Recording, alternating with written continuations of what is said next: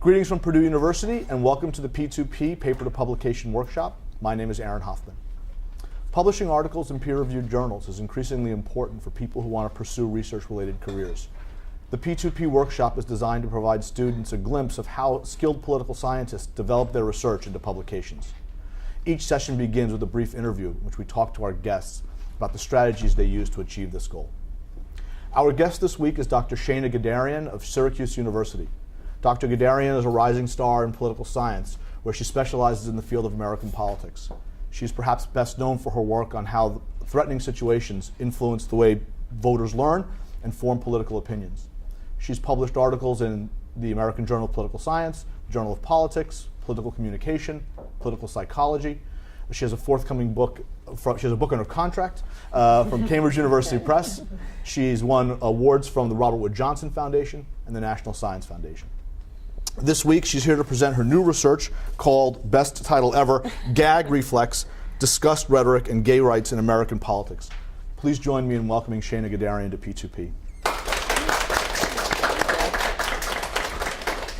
Thank you. Thank you for coming. It's been great having you here so far. I wanted to talk to you about a couple of questions that walk us through the process that you go through to produce a paper like the one you're going to present here today.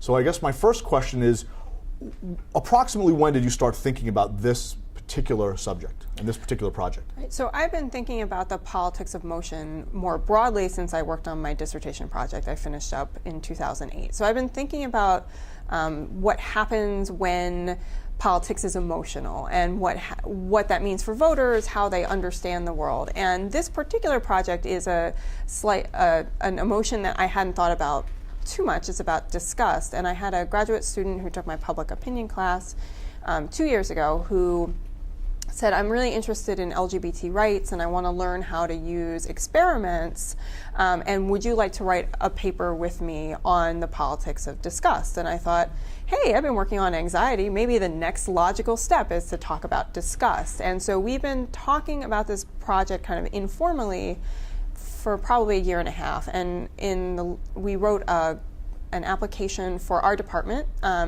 for graduate students who are advanced and have already done some teaching. If they can pitch a project to our department to work with a faculty member, they can get out of teaching for a year and on a research assistantship. So we wrote this application last spring. It got funded, and we've been thinking about it ever since. I mean, in all honesty, the data for this paper have been collected in the last month, but we've been thinking about kind of conceptually this project for probably a year and a half. Okay. Yeah. So when did you start writing about this project for the first time in this process? So we started writing about the process when we pitched the project to the department. So that was, again, about 6 months ago, and it was in the broadest sense, thinking about it and with a kind of research plan, but without having done data collection before. And part of that application is now in the paper that we read for today? Yes, somewhat. I mean, the ideas are there. I don't think we actually took any part of the application and put it in the paper itself. So the actual writing of this paper has been done in maybe the last 2 weeks. But when the thinking has been longer term. Right, gestating, I understand. Yeah. So in thinking about this particular paper, when you start to write, do you start with a particular section? Do you start from the beginning? Sure. How do you get into the paper when you're starting to write about it in the first place? Yeah, so I think it depends on whether or not I have a co-author, and I do a lot of co-authoring, and so part of it depends on what our individual strengths are. In this project, I'm the experimentalist, and Eric and I designed the experiment together. He programmed it, but I've been doing the analysis. And so the way in which we wrote this paper was that I wrote the analysis, the data analysis sections, and the kind of section about why we use experiments, and he wrote the kind of intro piece and the piece about philosophy and the social psychology literature, because he's more familiar with that than I am. And then we collaborated on writing the conclusion and kind of editing each other's work. Generally, I like to start with the thing that feels most doable in a paper, and that for me is often the data analysis part. I find it more challenging to write introductions, and So I often leave those until last. But Eric's strength is kind of big thinking about democracy. So he got tasked with writing the introduction, which I think is what your introductions often have to be about, is kind of the big question that leads to the more narrow way that you're coming at the project. So that's how we divided this particular paper. So are you writing every day? It depends on if I have a deadline. I'm not necessarily writing every day. I know some people do. It depends on where my projects are, and often I'm reading every day. So if I have several new projects, and if I'm in the stage where I'm thinking about research design, I'm often not writing. What I'm doing is I'm reading other people's work. I'm kind of sketching out what I think an experiment or a survey would look like, and I'm not necessarily writing anything. If I'm reading new literature, often I'm taking notes and trying to kind of format it in my head, but I'm not actually a person who writes every day. I am better when I have a deadline to work backwards from. Okay. So is this paper, is this a first draft? This is a first draft of the paper. Okay. So yay! So you're showing. So are we the first to actually see it outside of the? Wow, yes, very nice. yes. Very nice. Is that normal for you? Like, I mean, would you normally first show a paper at a conference, or would you show it at confidence first? How would you do that? It depends on the project and who I'm working with. So often I'll show it to people who are in my subfield, but we this year have started a junior faculty working group at the Maxwell School, which takes junior faculty from across the social sciences, and we meet every other week and we look at each other's work. So I've been doing more kind of internal drafting and kind of giving comments of papers and having my junior colleagues at Syracuse look at things. We have a number of kind of internal workshops like that. Our business school has a behavior workshop, so I'll present something there first. So often it's kind of internal feedback, and then I'll send it to a friend directly. And also I use conferences a lot to get feedback, and again as deadlines, which I think is almost as important. Is there do you have any kind of rules that you use, or rules of thumb that tell you like when it's okay to show it to the world? When I don't feel like it's embarrassing. So, I mean, part of it depends on how comfortable you are with the person. So the co-author on my book, I can send her half-baked ideas and we can talk about, even if it's a project we're not working on together, we can kind of talk through things that are not fully formed, and I'm okay with that. I would never send something that was less than a full paper to a senior colleague, even a senior colleague at another university, because I have reputation concerns, and so I think there's something nice about seeing work in progress, but I'd like it to be kind of version 3.0 and not version 1.0 that I would send to a senior colleague. Okay. So we have draft number 1 right here. You're gonna get some feedback. Hopefully, it'll be excellent feedback. I'm sure our discussant summer is excellent, so it will be good. Okay. Right, no pressure, exactly. So how do you imagine developing this paper in the future? What are the kinds of things you're going to try to do to bring this, to get this ready? What's your timeline for publication, things like that?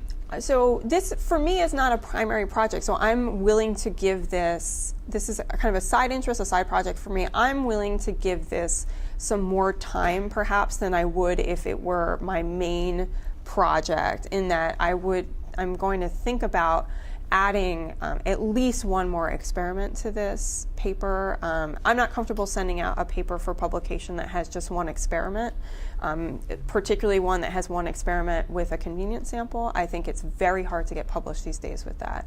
So I'd like to, so in thinking, Eric and I had sketched out what we think essentially 3 experiments that we had planned to do are, and I'd like to see how they kind of shake out and have them build on each other before we send out the paper. Now, I don't think every paper, like even experimental papers, need 3 separate data sets. And this paper, I think, raises a lot of questions in part, and that we can't answer with the data that we have. And so what I want to do with the next round is think about ways in which we can answer those questions and use the experiments iteratively to kind of tell a broader causal story than we're able to tell with this particular design. When will you know it's ready to go out for review? Well, that's a good question. Part of it is about external deadlines, right? When Eric is going to go out in the market because he is a graduate student and needs something on his vita, it will, I think, in probably 6 months earlier than that, we'll send this paper out. If it's not ready before that, like I'd like him to have something on his vita that shows a range, and. When will I know it's ready? When I can give myself better answers than I can give myself right now, right? So there's some, again, open questions with the data. Why are people angry versus disgusted in our treatments? If I can figure out a way to test that and answer those questions, or at least get what I think is a plausible story about that with another data set, with some supplementary survey data, then I'll feel like it's ready to go out. I'd like to take some questions from the audience if there are any.